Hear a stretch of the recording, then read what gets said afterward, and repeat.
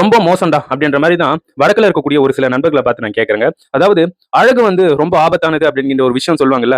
இந்த இடத்துல வந்து ப்ரூவ் ஆகுது பாருங்களேன். ஆக்சுவலா உத்தரப்பிரதேஷ்ல மகா கும்பமேளா அப்படிங்கிற ஒரு நிகழ்வு வந்து இப்ப நடந்துகிட்டு இருக்கு. அந்த இடத்துல வந்து லட்சக்கணக்கான பக்தர்கள் வந்து கூடுவாங்க. அந்த இடத்துல வந்து யமுனை, கங்கை, சரஸ்வதி இது போன்ற நதிகள் வந்து ஒன்றா சங்கமிக்கக்கூடிய இடத்துல வந்து நிறைய மக்கள் வந்து அந்த இடத்துல வந்து புனித நீராடுவாங்க. அது போன்ற இடத்துல வந்து மோனாலிசா அப்படிங்கிற ஒரு பெண் வந்து ருத்ராட்சம் விற்கிறது, கயிறு விற்கிறது இது போன்ற தொழிலை வந்து செஞ்சுக்கிட்டு இருக்காங்க. சோ அவங்க பார்க்கறதுக்கு அழகா இருக்காங்க. அதே சமயத்துல வந்து அவங்களுடைய கண்கள் வந்து வசீகரமா இருக்கு அப்படின்ட்டு ஏகப்பட்ட விஷயங்கள் சொல்லி சோசியல் மீடியால அவங்களுடைய வீடியோஸ் வந்து நிறைய பேர் வந்து ஷேர் பண்ணாங்க.